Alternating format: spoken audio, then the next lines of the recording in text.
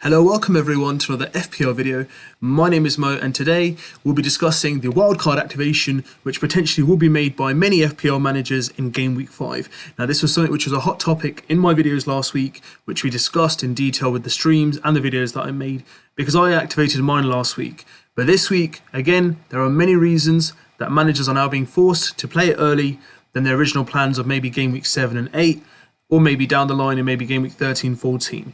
But we're here, we're back to discuss the reasons why it's so popular, why it's being, brought up so often in the FPL community, and what, the solutions to behind playing it, or what will the best kind of drafts look like for the wildcards. But before we get into all that, if you haven't hit the like button, hit the like button if you like this video, and subscribe to FPL INKLING and join the family. So let's start off with the main reason why managers are kind of being, considering, or actually, being forced into a wildcard. So the main reason is on screen right now, that you guys have the three players, or the three musketeers we can say, who have performed really, really well in the previous game week. So you had Ronaldo, who was inducted into the Premier League by Manchester United, got 12 points. Already his ownership is around 38% of managers already bringing him in. He wasn't that high in the first game week, but he got 2 goals and looked absolutely electrifying and looked like he'd never left Manchester United. Then we have Lukaku. Now Lukaku, there was a debate around having 2 premium forwards. A lot of people, like myself, have gone for Ronaldo. There was a debate of whether you should have 2 premiums or not in terms of the strike force, but they proved that they were worthwhile this week. So he scored 2 as well against Aston Villa. So he's kind of making a point to Ronaldo. It's not all about you running the show. I'm here as well. We're going to have a good race for the Golden Boot. And he bagged 2 goals as well from his 2 shots that he had against Aston Villa. I'm not too fussed about the number of shots, but the reason why I brought this fact out is this is how clinical he is. He doesn't need to be involved for the whole 90 minutes. The moment he gets a chance, he will take it. And that's what Lukaku's all about. And he makes Chelsea work. And that is kind of like their game plan for this season. The third player, who we can't consider our drafts without, is obviously Mo Salah. Now, he didn't have the best of weeks in terms of returns because he didn't get 2 goals like the other 2. But he did get a goal itself. So he got some returns, but not as high as the other 2. So if you did captain him, it was a bit unlucky. But, we can't be too hasty about it because he's been a proven goal scorer and point scorer in the FPL game.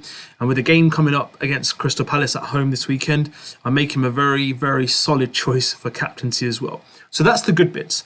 Now, there are alternatives, arguments for this why managers may be forced into playing their wild card a bit earlier than they actually originally decided to, or had a plan to make so. So, apologies. There was also a red card for Antonio in the 96th minute. I really don't understand why that occurred.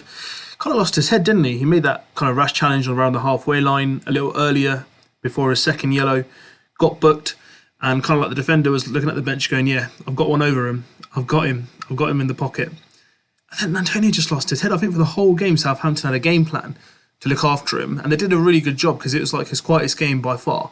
And he's got a -1, so I feel sorry for all those managers who did decide to go differential and decided to captain him and got a -1, which became a -2. But guys, he's absent for the next game week against Manchester United. Now, there's a school of thought where managers are thinking, it's only 1 game week. He would have got 2 points against Manchester United. Can we bench him? Do we have a strong enough bench player to bring in who could cover 2 points, like a Basuma, for example, onto the pitch, or like a Brownhill, or even a defender like a 4.5 or a 4.4 like a Ben White, or someone to come on who can actually Memento 4.1, who can come in and cover those 2 points or get 6 if they're a defender and they get a clean sheet. Now that's an argument, but then at the same time there were managers like myself who had Dominic Calvert-Lewin, whose injury is a bit more longer or prolonged in terms of return than we actually anticipated. So there are some managers who are looking at taking a potentially 8 point, 12 points. Some are taking probably maybe more because they had to kind of basically rejig their whole squad to get specific players in, because of obviously budgets for like Lukaku, Salah and Ronaldo are obviously the premium players, so they're going to be higher. So it's forced some people into considering, is it the right time to play the wild card? So that's why we're going to go through the whole kind of discussion of the pros and cons. Now, one of the main questions in the community that's being raised, and I've been asked on my social media platform and my videos from previous that I've released, is how can we get these 3 into the one squad? Now, I've obviously made comments previously about, the kind of like strength of the remainder squad. Will it be just as strong or not? And, that is a valid point, and we should consider that as well. But there are people who don't want to get rid of Trent either. So there's 4 premiums. Now, can we make a squad which has 4 premiums and it can be a balanced squad? I've made an attempt today with 2 squads with 2 different formations, okay? So I've played my wildcard already, which I'll show you guys now in terms of my screen. So I can show you, this is my team from last week, which was obviously made into a wildcard, but I've been forced into 2 changes, which has cost me a -4. So Bamford came in for me, which I've replaced him for Dominic Calvert-Lewin, and Antonio came in, went out, sorry, and Danny Ings has come in as a replacement. Now, what that means for my squad is I'm going to be playing 3-4-3, and Salah is captain at the moment, which I've released in my team selection video. So if you haven't watched it yet, feel free to watch it and let you know all the decisions around my transfers and why I brought them in and what formation I'm playing along with captaincy. So that's what my team is looking like. Now, what's actually happened is, Ronaldo's come in and Lukaku, and they've got good points. So people are thinking, we need these 2 premium strikers. Some have forgotten about Salah, but there are some people out there, are thinking, I want all 3 of them. And there are some managers who are thinking, I want Alexander-Arnold in addition as well. So what I've done today, I've made 2 drafts. One's with a formation of 3-4-3, and one's with a formation of a 3-5-2. They're both, for me, equally as good. Personally, I'm not going to play them now because I play my wild card. But if I was making these decisions last week, they'd probably look pretty identical to these, and these would be, what I'd be doing, because I've thought about it long and hard, and I've come up with a few kind of squads that I think may be suitable for you to consider if this is a decision you're looking to make. So we can go through the 3 main players and their, fixtures coming up. So this weekend, game week 5, Manchester United, they'll be playing West Ham United, Cristiano Ronaldo. It's an away game. They're without Antonio. Will they be just as potent? I mean, will Benrahma play a bit forward up the pitch? We're yet to see. So it's really difficult to call because they didn't have the best of games against Southampton. So will they have a reaction? They've been always a bogey side for Manchester United. So Ronaldo, he had a good induction into the Premier League, had a difficult game. He scored against Young Boys in the Champions League in midweek, but they lost the game. So Man United should come back with a reaction. Obviously, I like to captain him. But if I'm being sensible, obviously Salah will be more suitable due to the fixture. And also we're looking at Chelsea as well. Now Lukaku, the fixtures are a bit more difficult. So they've got the London derby against Tottenham, which is at the Tottenham Hotspur Stadium this weekend, which is the 4 o'clock kickoff on Sunday. After which we'll do obviously a knee-jerk reaction. And then they've got Man City in the next game week. Obviously the fixtures after in game week 7, they would turn for the better, and they've got Southampton at home and Brentford, and this should continue on to maybe around game week 12 or 13. But these 2 game weeks, should we get him in? I'm not trying to say that he's not going to score, because Lukaku can score against any team in the world. The question is, the defences will come with a plan. Now, will they be able to keep him out? Now, if you talk about Tottenham, they were weak against Crystal Palace. They will play midweek, obviously in their Conference League for Europe. But will they come back with a reaction? Obviously, they'll have a plan. It's a London derby. You can't really call who's going to be a winner clear cut. But that's going to be an interesting game. And they have looked quite fragile in their last game against Crystal Palace, which was Spurs. And obviously, there's Manchester City, who've been beating teams 5-0, 5-1, at their own choice. So again, we're thinking, can he break down those defences? Of course he can. Will he? That's yet for us to see.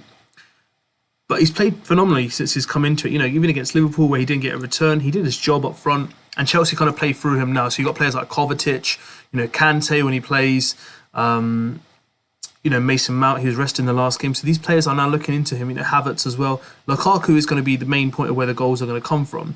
So it's going to be worth seeing and waiting to see.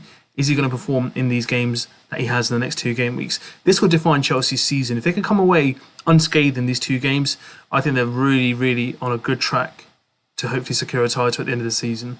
And obviously Mo Salah scored a goal against Leeds, and looking at his fixtures, a lot of the greenery there, barring the game week 7, which is Manchester City. But they're at home at Anfield, so that's their 12th man there. Crystal Palace at home makes him a better captain option compared to the other 2 for this week for me.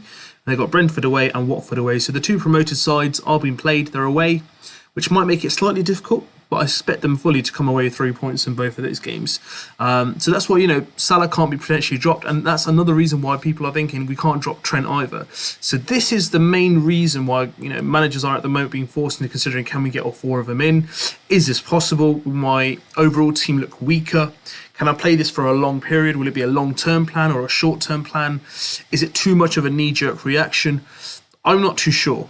what I've done is I've made a drafts, I should say, in 2 different formations to the best of my ability. And I think they're looking okay, and I think they can be done. Would I personally play it now if I had Game Week 5? If I had a choice, I'll give you guys my decision on which draft I will play at the end, and I'll go through the pros and cons of them, and I'll give you my rationale of selecting those players as well. So the first draft I'll put on screen there is for the formation of 3-4-3. So we've got Sanchez in goal, Alexander-Arnold in defence with Reece James, who should be back after suspension of the Liverpool game. You've got Livramento in there. But in terms of, Nico Williams can cover if any of them are kind of rotated, benched, or not playing in that game week. Now, in terms of, Hoover, I don't expect him to play many minutes, but I've still got 0.1 million spare, so I can use it anywhere else if need be. But I didn't really require it in this draft itself. Now, in midfield, Billy Gilmore is in there, but he's not going to be playing. He'll be on the bench, obviously. But the 4 midfielders I've chosen is obviously Rafinha. For Leeds, who've got a really good fixture run. So I can show you the fixtures that they do have coming forward in the next couple of game weeks. They start with Newcastle this weekend. And you can see, West Ham at home, which is, going to be a difficult fixture, obviously. Watford at home, Southampton away, Wolves at home, and Norwich away before the difficult fixtures back-to-back between Leicester and Tottenham for them. Now, Rafinha hasn't got off to the best of starts, only 12 points with 1 goal in the first game week against Manchester United. But he's in my squad at the moment, and I think, over this course of this kind of game weeks, they shouldn't have too many midweek games, unless there's any cup games they have coming up. They should be fairly fresh, and they have, obviously, the attacking mindset and the heavy press. So I think, he should be quite relaxed and, recover fully within 7-day rest to come and really perform. I think the fixtures were difficult originally, and they got exposed with their kind of like attacking and defensive frailties. And losing Llorente, who's kind of like their rock at the back, wasn't the best of things. But right now, I can see potentially double ups. So I've got Bamford and Rafinha at the moment in my squad, but it's not in this draft. But Rafinha, along with Dan James and Harrison, is kind of like in their midfield, kind of be pulling the strings. They're going to be creating the attacks and can be scoring goals and creating them. So that's why he's in my squad here, because I want to take advantage of those fixtures in this draft. And then obviously you got Mo Salah in there, Benrahma. So he had a quiet game in the last 2 games he's played, but first 2 game weeks he's got 12 points apiece with 2 goals. Yes, Manchester United is difficult this game week, but without Antonio, will he be the main kind of focal point where the attack comes from? Then they have Leeds. Again, they have been defensively quite exposed. So it might be a good game with them, Brentford, Everton and Tottenham and Aston Villa. So some games where he could get some good returns as well. That's why I've included him in. And obviously Damari Gray, who's had a phenomenal start to the season, 3 goals in 3 games, back-to-back, 26 points already. He's got Villa this game week, then Norwich. Manchester United will be a tough game at Old Trafford. West Ham, Watford, Wolves, which seemed quite a decent run. And he's on the left wing, and he's played through the centre as well, where he got his goal midweek. I should say Monday, not midweek, against Burnley. So it looks like, he's there to stay. He's got a mindset. He's been given a plan. And he's definitely living up to it so far for Rafa Benitez. So that's why he stays in. So that's the 4 midfielders. So Rafinha, Salah, Benrahma and Gray. Now up front, I brought in Edouard. So along with Lukaku and Ronaldo, Edouard's just had his first game against Tottenham, got 2 goals, literally played 6 minutes. He's got 12 points and he got 3 bonus points. Now, he's not going to be doing that week in, week out. Yes, they've got Liverpool away this week, but I've seen him from before. So he's not a bad player at all. He's done well in his previous clubs and, maybe I overlooked him. I want to see him a bit more, but, if we look after that Liverpool game, they've got Leicester obviously in game week 7. But in between, they've got some really good fixtures. They've got Brighton at home in game week 6, Arsenal away, which should be a difficult fixture, but defensively they've been, barring that clean sheet they got against Norwich, they've not been that great. And Norwich did test them defensively, they just didn't put away their chances.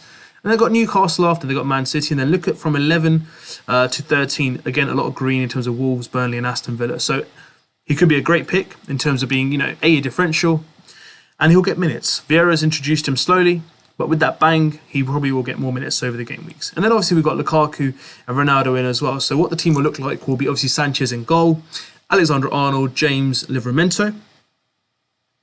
And then you've got Rafinha, Salah, Benrahma, Gray, followed by Edouard, Lukaku, Ronaldo. And obviously, everyone will have their own perspective of, what they think the team should look like. There might be some players they agree with in here or they don't. But, I've spent some time looking into it. And, this was not just based on just this game week. So, for example, Edouard playing Liverpool at Anfield. There's a longer-term plan in this as well. So some of these players you can actually select and forget. And obviously, we can always be flexible in terms of injuries and, other kind of, suspensions that we can have to take into an account. But this is generally what a 3-4-3 would look like for me. Would I be happy playing this now if I didn't play my wild card? I think I would, because I think, there's a lot of potential in this, and I've got, 2 players in terms of Gilmore, who didn't play last week. I know he was rested, but he will get minutes. And you've got, Williams as well, who will get minutes as well for Norwich. So just in case 1 or 2 players don't play, at least I've got cover on the bench. Hoover probably won't play many minutes, might the odd minute here or there. So I think I'm pretty content with this squad. A lot of, cover in defence. So you've got, Livramento as well, who's getting minutes on the right-hand side for Southampton, James and Alexander-Arnold. And you can get all 4 of them in, and it still looks quite solid for me. So I'm pretty happy with this squad as well. Obviously, you can make some more amendments to it. You can change Benrahma to Traore and kind of add that 0.4 mil elsewhere. You can upgrade James to like a Diaz. Again, that's something that you can look into as well, or maybe a Hoover to a 4.4, which is Ben White.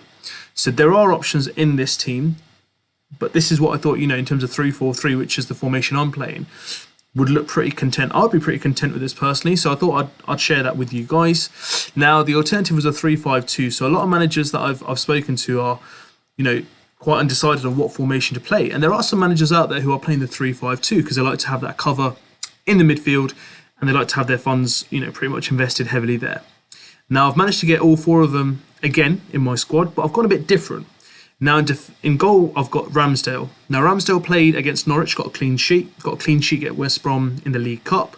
So he's had 2 clean sheets, and they've played better defensively. Now, will Arteta stick to him, or will he choose Bernd Leno back in goal? We're going to wait and see.